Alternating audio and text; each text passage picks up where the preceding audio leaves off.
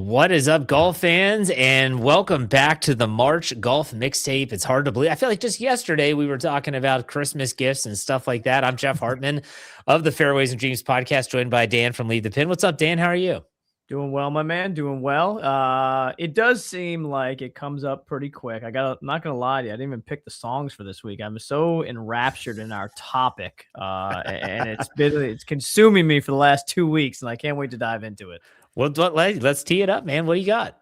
All right, so we're talking today mostly about junior golf, the cost of it, the exorbitancy that has come into junior golf, and quite honestly, the necessity to play these junior golf tournaments if you want to get to the next level.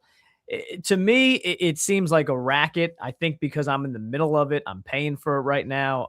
But we're gonna dive into it, and it gets insane at times. So, Jeff, I have a son that plays collegiately. My younger son plays junior tournaments, Hurricane, Buckeye, our local tour, which is called the Lehigh Valley Junior Golf Tour. I don't mess with the AJGA. Those tournaments are so expensive. You have to qualify into them. They can run upwards of $1,000 per tournament. But I wanted to give the listeners an idea of what these junior golfers have to go through in order to get to the next level. Now, you've coached in the past, correct? Yeah, not golf, but I have coached. Yes. Right. And so what sports did you coach? I coached predominantly. I was the head men's varsity lacrosse coach at the high school in Maryland, where I taught for 13 years. Yeah. And Maryland, a big lacrosse state. Okay. It is a hotbed. Yes. Very competitive. I grew up on Long Island. I didn't even play lacrosse. It's another I grew up with a lacrosse stick in my hand. I didn't even play. You know what I mean? It's just, It was so ubiquitous. It was everywhere. Jeff, that playing a sport like lacrosse, playing a sport like basketball, football, you can get recruited out of high school, right? Coaches will watch tapes. They understand the level of competition. They will recruit out of high school. And golf is not like that. Golf, if you are a collegiate coach, you do not care one bit about what a kid does in high school golf because they're not really playing by the rules. Everything's modified. The courses are short, and you don't know the competition that they're playing against. Plus, they play one day. So when you go from high school golf and you play a one-day tournament or one-day match, whatever it is, in college, you're always playing 3-day tournaments or 3-round tournaments. So coaches in college don't care one bit that you went and shot 69 at your local 6,100-yard course. They want to see numbers. And the only way you can get to those numbers is by playing these junior tournaments. Now, the biggest one in the land is AJGA, okay? Everyone's heard of that. You've heard of AJGA All-Americans, Miles Russell, guys like that. Everyone's played it from Tiger all the way down and has played it for years. AJGA is of itself a racket. They have their own ranking system. If you are not qualified into tournaments, you have to play a qualifying tournament to get into the tournament. Now, the AJGA does do something well. They play 3-round tournaments. Okay. The average price is between $500 and $750 for a tournament. Now, if you're not qualified, Jeff, you have to play a qualifier to get into that tournament. All right. They leave spots open. The qualifier itself is about $150 for a one day. So if you're not qualified, you're paying almost $1,000 to qualify into a tournament. Now, mind you, I told you 3 rounds for the tournament, a round for qualifiers. That's 4 days right there. They run tournaments all year long. I don't know how a kid that's in school can go and play a 4-round tournament during school. I know a lot of these kids are homeschooled. I kind of understand that. But it's insane. And we always talk about the barrier of entry in golf, and it's money. The barrier of entry into junior golf is even more money. Right. So the kids that you see that play these tournaments are very well-off kids. Some of them are homeschooled. Some of them are cyber-schooled. And their parents that are either old money, wealthy, they have remote jobs. And these parents travel around the country to get these kids junior ranking points. Now, I'm a firm believer that if you have talent, people will find you. That's always been my mindset. Unfortunately, my boys had talent, and we were told by many, many coaches that, you have to play these 2-day tournaments. Nobody cares what you've done in high school. And that was every coach that we talked to. And it's just become insane. Now we minimize those factors because thankfully we live semi close to the Philadelphia area, where there's a ton of tournaments that take place in and around the New York metro, New Jersey, Philly area. If you're a kid in the middle of the country, you live in Iowa, you live in, Nebraska. I mean, you could be traveling 6 to 8 hours for some of these tournaments. It's just insane. Yeah. Okay. Let me start off here because you just did a great job illustrating golf. Yes. But are we talking also just about a youth sports, youth athletics thing as well? Because even when I coached, and I haven't coached in 5 or 6 years now, I guess maybe even longer, I can't remember. But when I was coaching, I would always tell my players that were really good, hey man, like you got to play some form of travel ball in the summer. Right. And like, well, why? Because what do you think the college coaches are doing right now? They're doing the same thing we are. They have their season. And so they're less concerned about their teams and recruitment during the season. They want to see you in the summertime. And then what they do is they follow up with the high school coach. They get film of your high school, and then it kind of validates what they saw in travel ball. But to me, you look at like the little league system, little league baseball. I grew up playing baseball. I didn't grow up playing lacrosse. I didn't even know what lacrosse was till I went to college.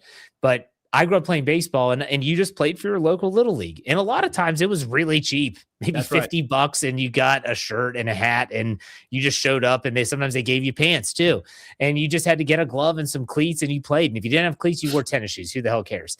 Now those leagues are basically extinct, and you have to play travel ball. Well, guess what travel ball started as? Is it was expensive, and you were playing against the best of the best. And so if you went to a tournament, the level of competition is elevated. Now, because people say, well, now I don't have the local $50 little league anymore because it's basically extinct. I guess I got to pay for my kid to play if he wants to play with his friends at school. Well, guess what travel ball's turned into? It's just little league. You're just paying $1,000+ for it. Right. Nicer jerseys, more money. Yes. It is like a giant shift in the way youth athletics, and this includes golf, are being handled to the point where I can't answer the question. If someone says, Jeff, why are they doing this? I can't answer that question. Obviously, they want to make money. They want to make money. Yeah.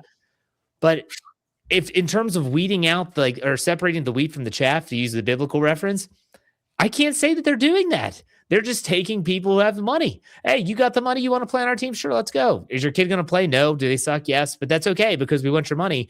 Outside of the money-making aspect, man, I can't make sense of it. Maybe you can. It's a business. Okay. Let's define it as that. It is a business that makes money. And how do you make money as a business? You need people to pay, right? So you entice them. You tell them that if they play this, that their kid's going to go to college. I'm going to give you real world examples. Both my sons played travel baseball. Very competitive travel baseball. Both my sons played very competitive travel soccer. Okay. They were multi-sport athletes before they focused on golf. With baseball, I'll give you a perfect example. My oldest son played little league as well as travel. Okay. From the travel team and the little league team, there was one kid that plays collegiately right now. I'm talking 300 to 400 kids played. One kid played. Okay. From soccer, from 5 years old to 13, and then when travel soccer started, 0 kids play collegiately on either of my boys' travel teams. Okay. Now, Drew's obviously younger. His kids are, his friends are still playing, but they're not going to play collegially. If they do, this is not a knock, but they're going to play at a very low level D3 where basically it's a walk on. You have legs, you can run, you know what a soccer ball is, you can play. Okay. Yeah. It's not a knock. There's a place for everyone. And that's great that it's there. Okay. But the money put into junior sports, youth sports is astronomical. And here's what I have found. Parents have ruined everything for generations. Okay. The parents that I saw on the sideline were not good athletes. They thought they were good athletes. They thought they had a modicum of talent. Their kids have some talent, or they failed in some aspect of their life related to sports. And they think if they throw money at the problem, their kids will be better. I'm not going to boast about my athletic achievements. I was a phenomenal wrestler. I wrestled D1 on scholarship. If people have just watched the Wrestling National Championships, they know how good that is. Okay. Wrestling actually has the lowest percentage of high school athletes that go on to play Division I at 2.7%. It's the lowest out of any sport. Okay. Golf is third lowest. There's something like water polo for guys because the numbers are just so low. But two real sports, wrestling and golf, are the two lowest out there. You can look up at NCAA numbers. I would sit back on the sidelines and never try to impress upon my kids like, oh, I did this, you should do that, right? You need to be here. It was just work hard, play hard, do things the right way, and things will come to fruition. But so many of these parents are, you've got to be the best at 8, you got to be the best 8th grader in the county or the best 8th grader in the country. And then, we got to be the best 9th grader. We got to be great at 14 years old. It's friggin' irrelevant. I mean, really, I've seen kids that play golf. They're 14, 15 years, barely break 80, and then something clicks and they get recruited into college because now they're shooting in the low 70s, and I've seen the exact opposite. Kids that have been world beaters at 12U, 13U. And then by the time they get to 18 years old and everyone else catches up, they're left by the wayside because they're burnt out. That's the next biggest thing to talk about, I guess, is the burnout of it. And we want to be so sports specific at such a young age. Here's an 8-year-old. He's fast. He's got to play wide receiver. Nothing else. We're going to give him skills camps and he's going to go to this and that. And then eventually he turns into the kid in 10th grade who's like, I'm getting recruited by Penn State. Like, no, you're not. You went to a Penn State camp that you paid for. Right. And then they invited you to the wide receiver camp. Why? Because it costs money. Yeah. If you're that good, people will find your talent and people will pay for your talent. You will not pay to show your talent.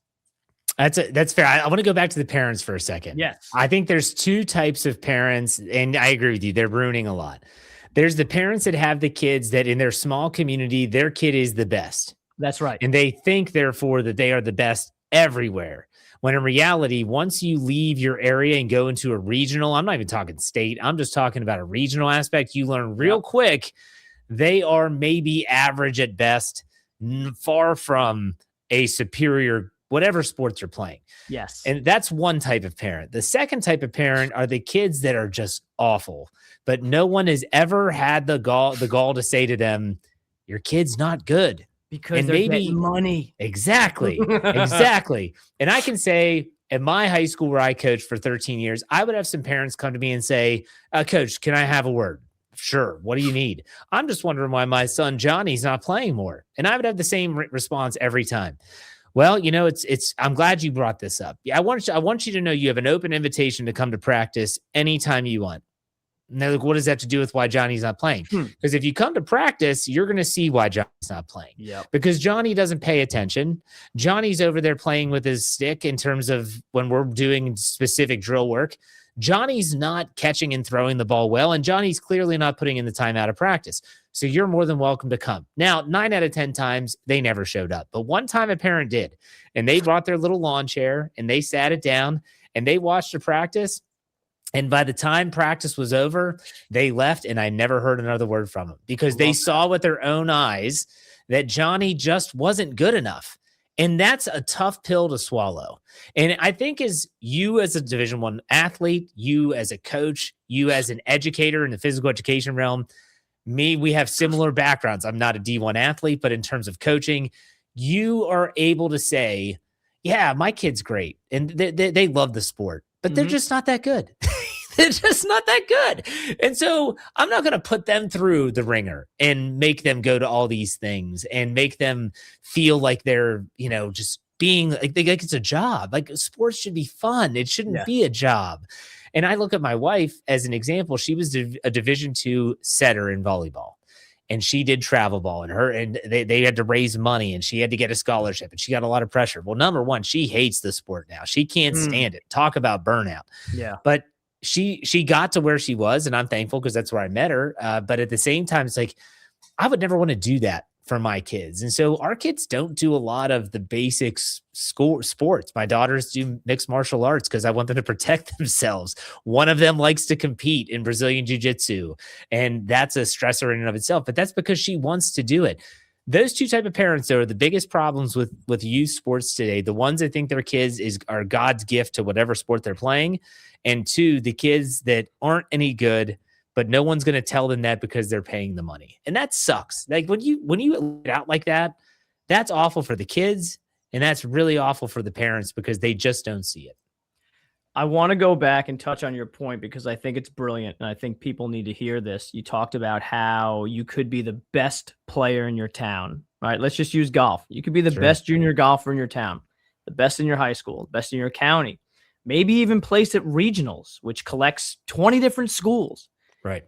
People that never leave where they're comfortable have no idea how big the U.S. is, let alone the world. Let's not talk about the world. And golf is something we do need to talk about because golf is recruited internationally. My son has kids on his team from Lithuania, 2 from Canada, 2 from Australia, and 1 from Spain. That's wild. Okay. Then there's like 3 kids from Montana, and he is the lone person east of the Mississippi. He was, and you can Google him. I don't need to expand upon it. Google the name Leiden Panisher. You'll read all you need to know. The biggest fish in the smallest pond, right? The biggest fish in a regional pond. One of the biggest fishes in the state. And guess what? It literally means nothing at the next level. Right. Because everyone is that same fish. When I got to college, coach sat us against the wall. I don't know how many kids are on the team, 35 Division I wrestlers, 40 Division I wrestlers across. Back then, I think it was 12 or 14 weight classes. Now I think it's only 10. And said, stand up. Keep your hands up in the air until you are no longer one of the following. Raise your hand if you were a county champ. Everyone's hand goes up. Raise your hand if you were regional. Everyone's hand goes up. Raise your hand if you were state champ. Some hands dropped. Raise your hand if you were a 2-time state champ. Few more hands dropped, still a lot of hands up. Raise your hand if you were a 3-time state champ. Well, my hand dropped then, and there's still hands up. Raise your hand if you were a 4-time state champ. There are still hands up. Please now, raise your hand if you were a collegiate All-American. Still some hands up. Raise your hand if you were undefeated in college. No hands remained at that point in time. Instantaneously, we realized you are nothing until you are earned something, until you have earned something, right? You are nothing but what you have earned.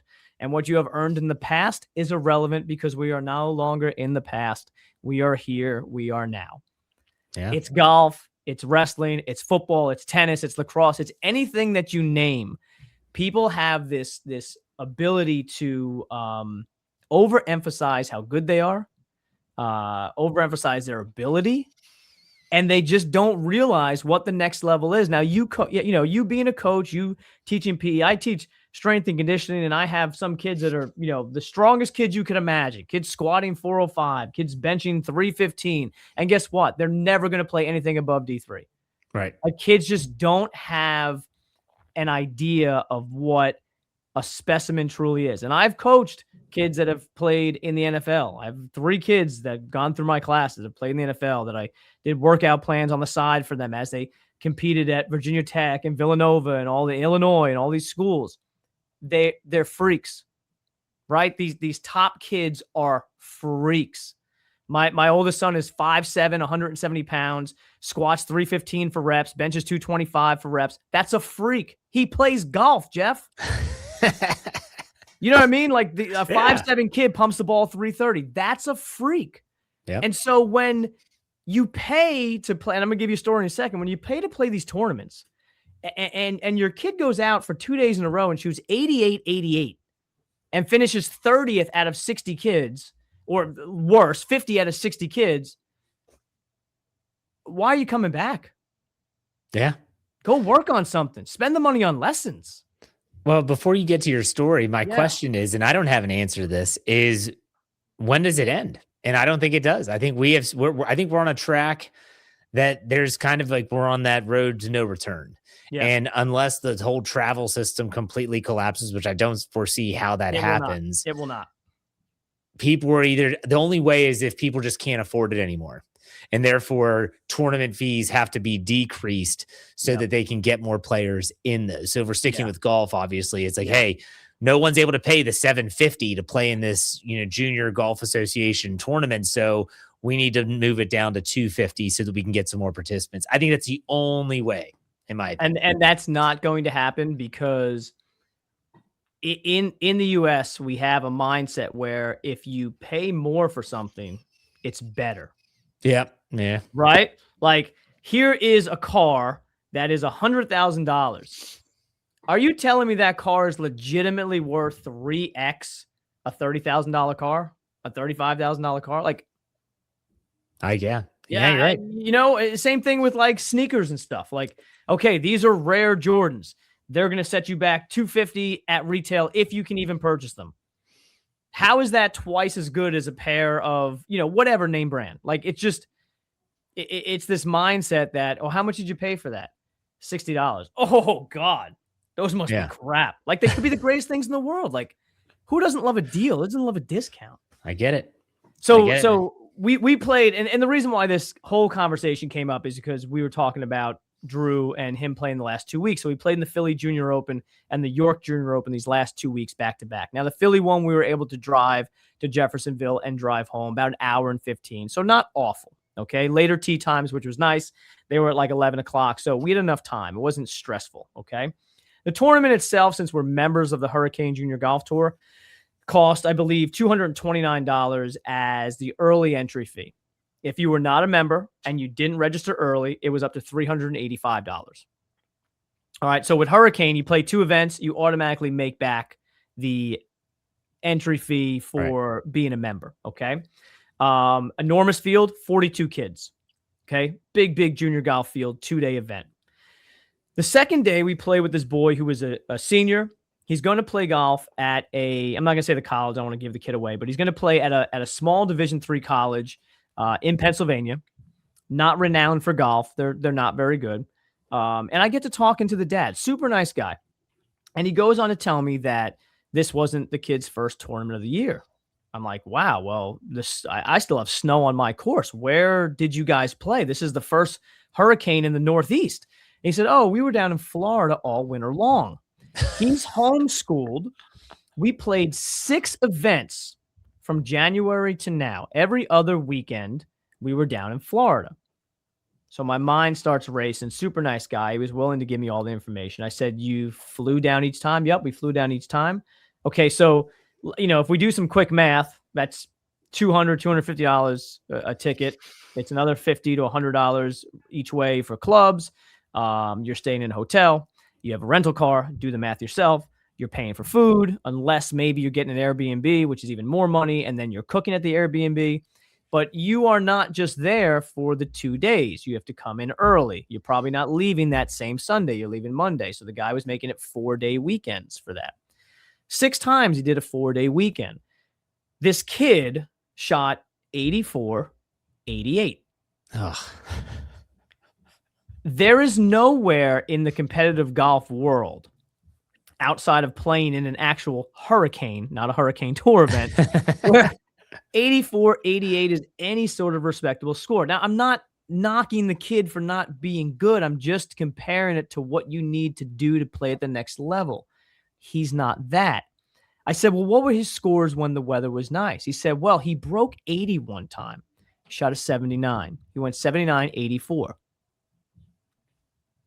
Okay. That's still not it. Okay. And so the dad said, so we thought we would capitalize after breaking the 80 for the first time, which was the first time the kid ever broke 80 in a tournament, and, keep on playing these other events. And the dad was very happy because one of those weekends he finished in the top 20.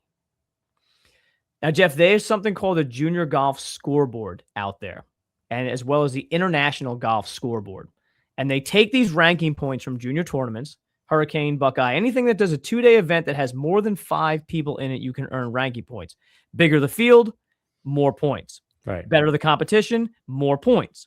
So Drew finished 8th at Philly. We were very happy. His first time playing 18 holes all year because, again, we have snow on our course. Followed up the next week with a T4, solo 4th, actually. He broke out of that in the last hole. So a T8 and a solo 4th. Earned some nice junior golf scoreboard ranking points. Okay. Currently, Drew is a phenomenal. He's he's my kid. I step out of the equation, Jeff. I talk to you as a coach. He's a very talented golfer. Junior golf scoreboard. He is, I believe, 6,383rd in the world. International golf scoreboard, which actually takes into account weather variables and stuff like that, he's something like 1,400 in the world. Okay. That means if you take an average of those two, which most coaches will, he's about 4,000 or so in the world in terms of junior golfers. There's not 4,000 spots in Division I, Jeff, for junior golfers. Okay. Right. So people are, hopefully they're hearing this and starting to understand my point that you can be beyond talent. Now, will he play at the next level? Of course. He's had coaches reach out informally already because June 1st is his actual, date for being a sophomore. But coaches have started to follow the Instagram account and just said, hey, nice round, stuff like that, which they can do. Okay. They can't talk any type of monetary things but there are coaches on the radar. That's fine. The schools on the radar. That's good. They're going to increase over the next 2 years. But guess what? Auburn's not knocking. Oklahoma State's not knocking, right? USC, Oregon's not knocking. And there's kids out there that legitimately think if I can break 80 2 days in a row, I might make the NCAA Division I National Championship in 3 or 4 years. Put me on Florida State with Charlie Woods. Come on, man. Right? It's like the old NFL. Come on, man. Yeah, I remember. Yeah. Well, this has been a really good discussion. I feel like we could spend an hour on this. And it's kind of youth sports has been infected by greed. It's been infected by hubris.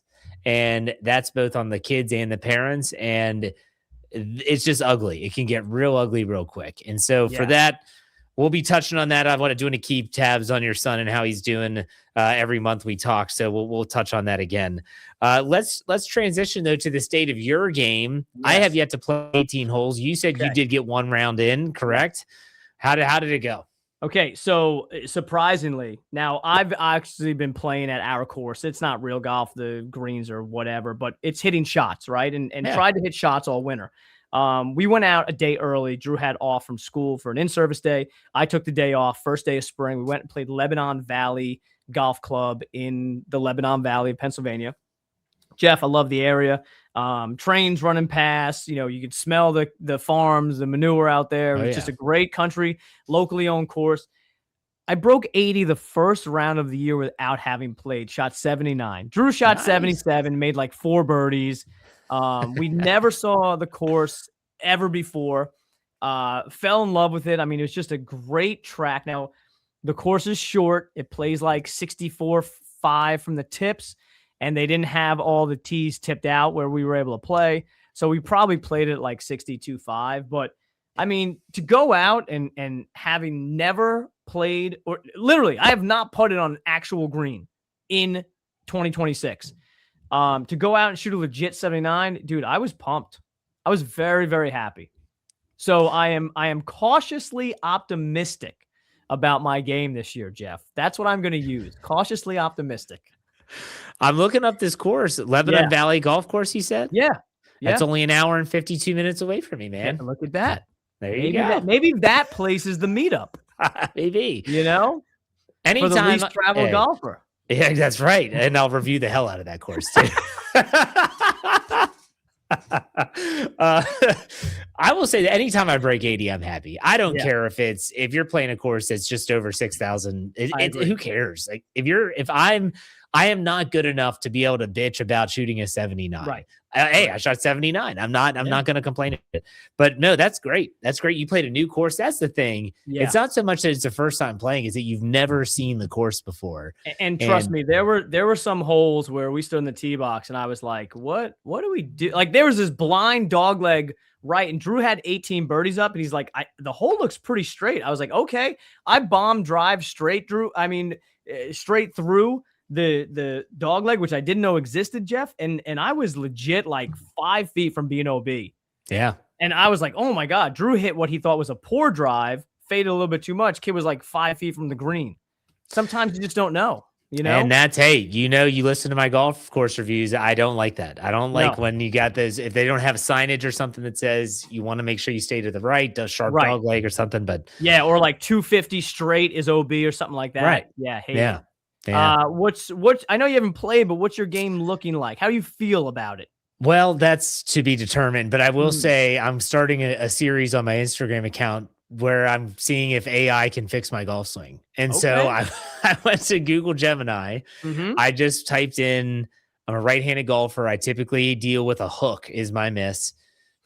How do you fix my swing? And they gave me some stuff to work on.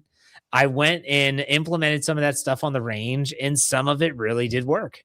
I didn't have the hard hooks that I usually did. There were a couple every now and then when I was getting too far ahead of myself. They talked about the Tommy Fleetwood, kind of that sawed off finish. Yep. And you Yep. practice that to keep your club face square to the target longer. And then that prevents your hand from rolling over too quick, which is, I think, is what I was doing. So my son and I went to the driving range at our local country club. We hit a bucket. We worked on our short game putting and stuff. And hey, I haven't swung a golf club since early October, late September last Mhm. year. So I did take a layoff. I feel like, okay, let's see how it goes. The next step is to go out and play 9. And I'm hopeful to do that before we record again in April. Now, I will tell you, after we record in April, that cautiously optimistic idea I have about my game might go out the window because in a few days, I'm leaving to run a That's right. gamut of Pinehurst courses, and that might eat me alive at this point in time. Having those be the second, third, fourth, fifth, and sixth rounds of my year, it might be a make or break scenario early in the season, Jeff. You know, I get that. We were back in Wheeling, West Virginia a couple weeks ago, and there was a chance that I could have played on Sunday with my dad and his friends, but I had to come back to Maryland earlier than I originally planned. So I wasn't able to. I thought to myself, man, playing the course that they played, for me, have not swung a club since last September, October, and that being the first course to play, that's like a death knell. That is a nightmare. Yeah. And so there was a part of me that's like, I don't know if I want to do this. But all right, man. Hey, this has been a really fun show. We the golf bag setup. We're going to push that to next month. I want to see. Sure. And that's a good topic. Let's do our songs, man. What do you got on the docket this week? So the first one, an older band, Death Cab for Cutie, is out with a new album soon enough, but they just released their first single off of that album, Riptides, and that's off the album I Built You a Tower. That comes out next month, I believe. Okay. You want to ping pong back and forth, or? Yeah, let's do one on one. Let's do one on one. And I have heard of that band, so I'm actually excited that I've heard of that band. I'm going to go with the guy that's a little lesser known, Charlie Crockett, who's a country artist, and he's done a bunch of different styles of country music, everything from the old westerns to some modern country. He does a song called "I Can Help," and if you like just standard country music, and he is actually a descendant of the Crockett family, the famous family. So I Can Help is the name of the song. Charlie Crockett, give him a listen. If you like country music, you'll like him. He has an old fashioned sound. Okay. I like that you knew the first band. That's check for you there. Now you might know this next artist too. I guess I'm going a little bit more mainstream this week, I guess. Jack Johnson has a new album coming out. I'm a huge Jack Johnson fan. Okay, so Surf Film Music comes out in 2 months and a half, I guess, or so. So the first single off of that release was "Drink the Water." Him and Hermanos Gutierrez collaboration off of that. But it's basically a soundtrack to this film, as well as 4 additional tracks off of it at the end. So it's kind of a 2-disc set that he has coming out. And Jack Johnson has not released music. New music anyway as of late, so to have a 2-disc album coming out is pretty cool for him, and that's great golf music, especially for the summertime. Yeah, I've seen him in concert before, and it's very cool. fantastic. He's great, and Amos Lee opened up for him when I saw him, and that was a great opening act. That was the first time I heard that. All right, so I definitely can dig your Jack Johnson. I'm gonna go with a band that's they've definitely spanned different genres, but it's a band you probably heard of them, Dispatch. Sure. And Only the Wild Ones. And I love this song. It reminds me of my kids because I always feel like my kids are wild because they're homeschooled. They're outside all the time. It's kind of old school raising of them, and so I hear that all the time, and I always think of my children. So Only the Wild Ones by the band Dispatch. There you go. I want to before I give my last one, I want to give a shout out to you. We were out of the tournament last week and we were shopping in the store. I don't remember what, but they had a music playing and Eddie Money. I don't remember the exact name of the song, but I wish I could go back. Yeah, and do. yeah, right, that was playing. Yep, that was yours. And I heard it, and I literally said to Drew, I said, "Hey, this was Jeff's song from the mixtape a while back." So that was very cool. Yeah. So my third one is a band you don't know. Okay. I mean, if you do, that's you don't know them. The band is Heroes for Ghosts, and the song is In Retrospect. They just released I guess in December, so 4 months ago or so, a 6-song EP called The Shape of Decay, and that's Heroes for Ghosts in Retrospect. Oh, cool. I have not heard of them, so you were correct. You wouldn't. I'm not sure anyone has. A band that you might like. And this band has changed. They had some band members leave, but their older stuff I love is a band called Houndmouth. Have you ever heard of Houndmouth? No. Houndmouth. Look up the song Sedona, like the city, Sedona. Yeah. I've been to Sedona. I like that already. Amazing. Houndmouth Sedona. If you listen to that whole album, that song's on. There's so many songs I could pick from that album. The band Houndmouth. It's kind of like an indie rock type band. Really, really good stuff. I see it right here off of the Little Neon Limelight album in 2015. They just released a single in February, Jeff. Did you know that? They did, but one of the band members has left and the music hasn't necessarily been the same, but I still listen to it. But that album that's from 2015 is awesome. It is great. Here's how I know you would like them. In the write-up, it says in 2018, they released their major label debut, Golden Age. A sonic departure with synth pop and dance music influences. And if it has synth, I know Jeff is in on it. Oh my gosh, man. Speaking of synth and dance music, the Johnny Blue Skies album showed up, the physical release. Okay. Oh my gosh. Like, it is awesome. It's great. I love it. I know it sucks that like my brother can't listen to it because he doesn't have a turntable or anything. Okay. But they're gonna put it on streaming eventually, but it's fantastic. Nice. Mutiny after midnight is what it's very called. cool. Very cool. Why don't you send us out, man? All right. Hey, it's March. I mean, the next time we record, Jeff, Easter's gonna be past. We're gonna be probably past the Masters. Or maybe right about Masters time. Like spring is here. We are ready to kick this golf season off. Yeah, it's going to be fun. And I look forward to it, man. Enjoy your trip down in North Carolina at Pinehurst. I can't wait to hear all about it. Make sure you check out Dan. Where are you on social media? Let everyone know. Oh, simple. At Leave the Pin. That's the only place. If you see anything else, it's definitely not us. Either get busy golfing or get busy dying. Love it. You can check me out Fairways and Dreams wherever you get your podcasts, as well as on Instagram at @thegolf_life. But until April, take it easy, everybody. We'll see you. Be good.